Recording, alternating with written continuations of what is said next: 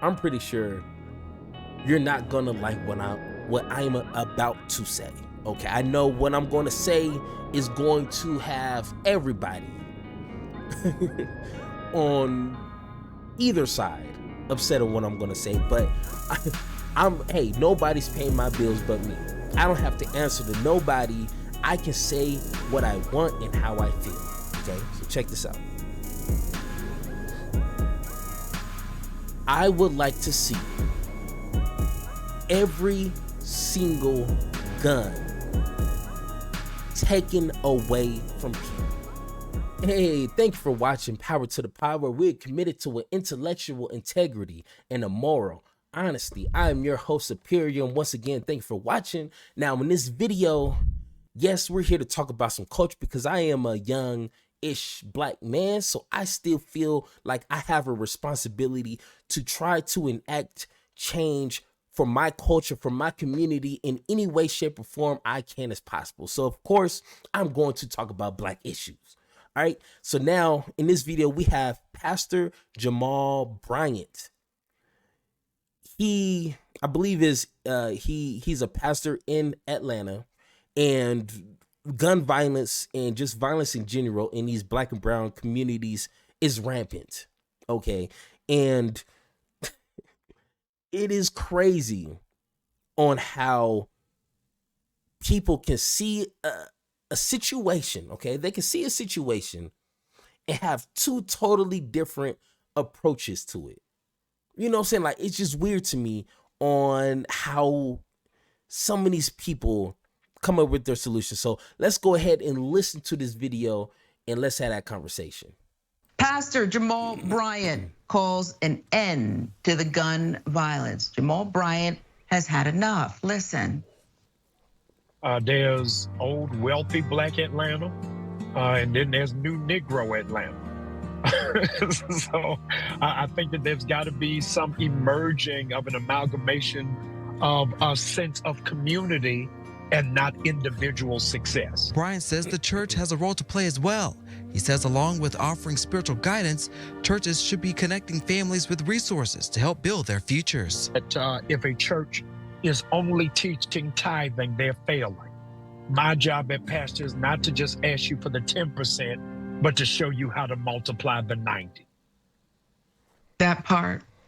All right. But before we get into it, I just want to give my 2 cents because as you already know, and if you don't know, I am a diehard 24/7 full-time Bible-based tongue speaking type of Christian, okay?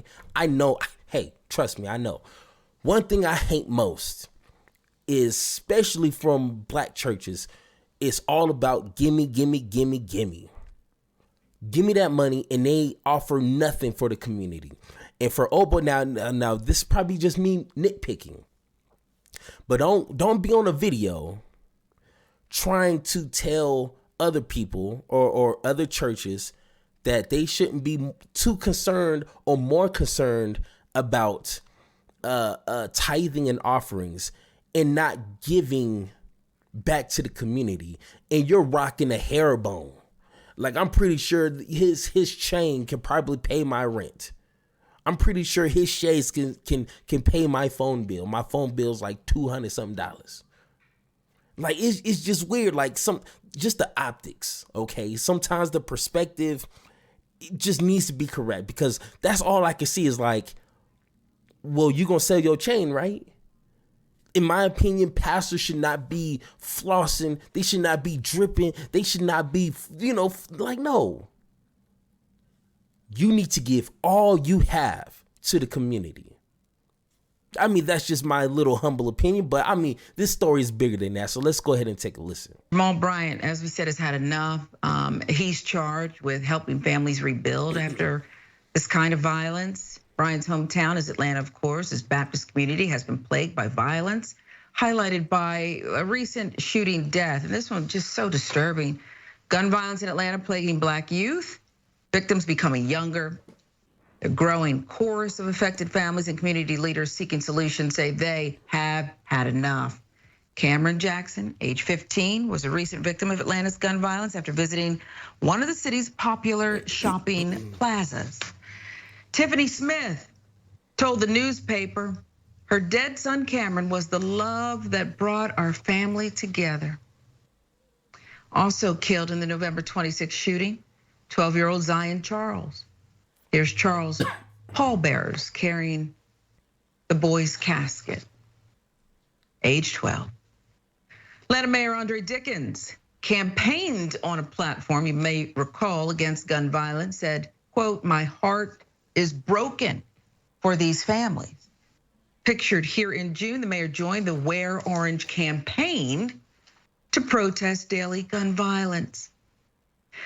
Now, here's more of what he said. This is a village assignment when 150 kids are outside unsupervised and 3 handguns recovered. There are a lot of factors at play, including parental supervision, easy access to guns, a cultural acceptance of violence, and lack of conflict resolution skills.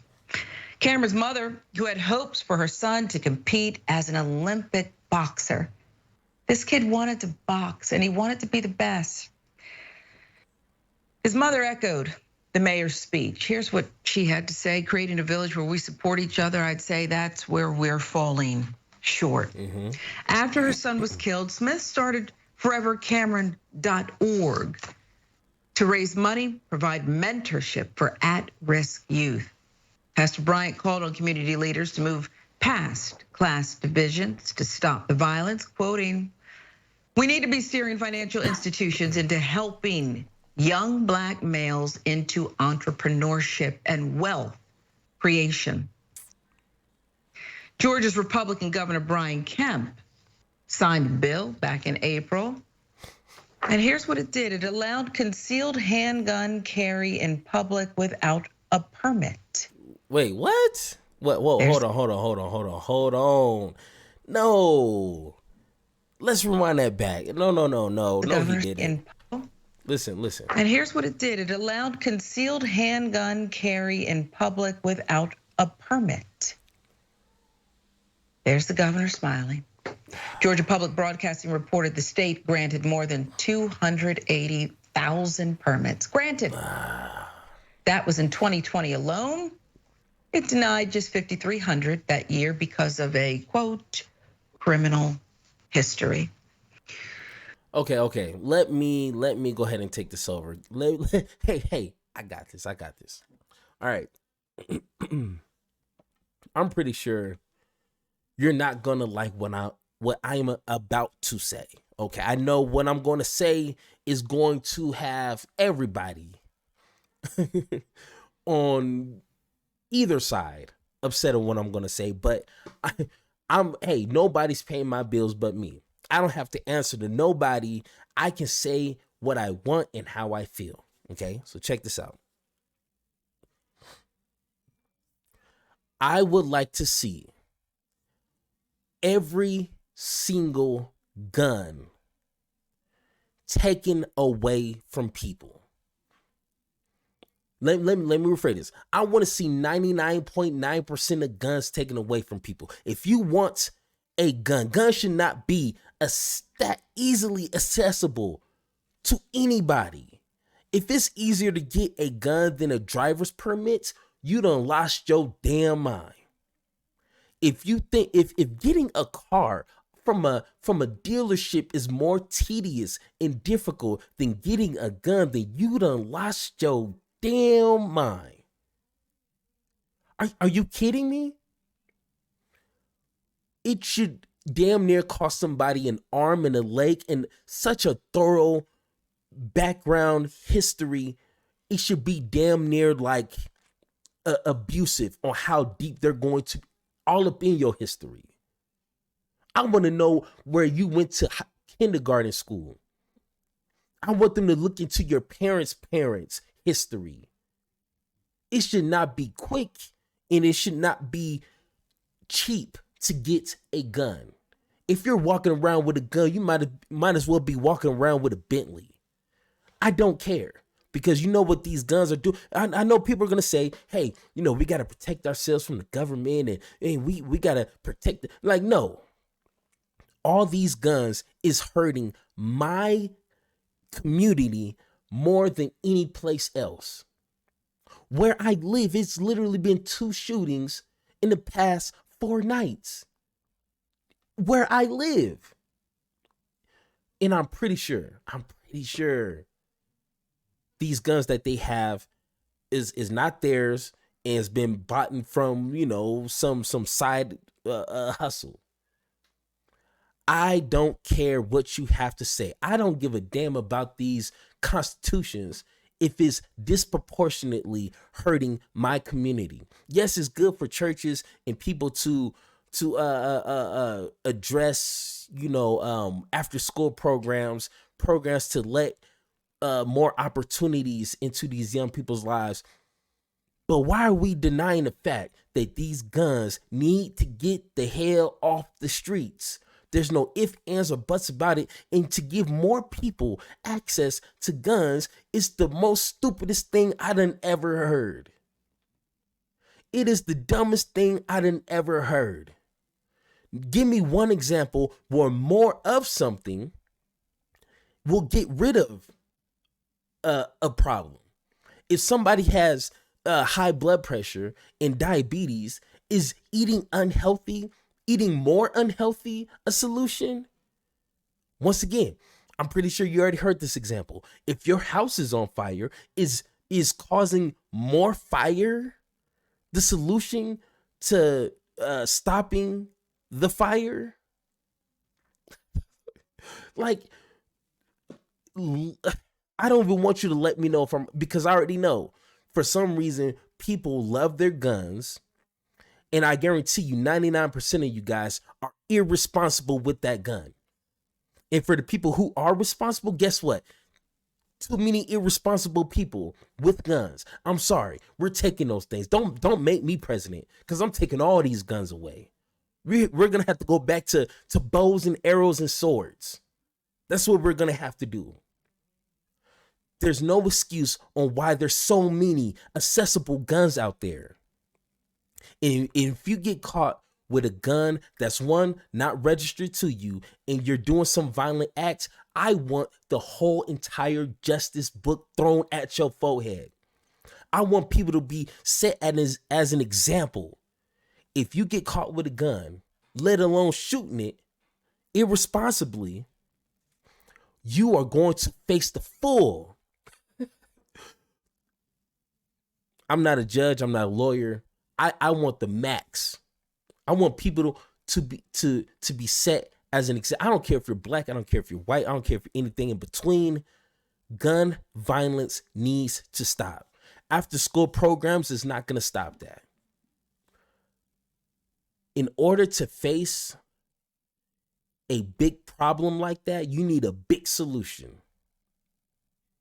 More than, ID checks, no. We need harsh. Get these guns off the street. But of course, a problem with that is you're gonna have to utilize policing, right? But we already know how bad policing can cause bigger issues in black communities when trying to find these. So it's just a big ass mess. But I think where it needs to start at is getting these guns off the street. I don't care if you need to snitch. I don't care if you need to tell everybody and their mama, I'm going to snitch you out if you have a gun. This is the problem. Black folks need to get together and get these cancerous people out of our neighborhood by any means necessary. Any means necessary. Of course, it's a lot harder than what I'm saying, but something needs to be done. And adding more guns to a community that's already having gun problems is not the solution. No. Thank you for listening, and don't forget to join the conversation by subscribing. Make sure to tune in next time, and like always, power to you, power to me, power to the people, power to the pod.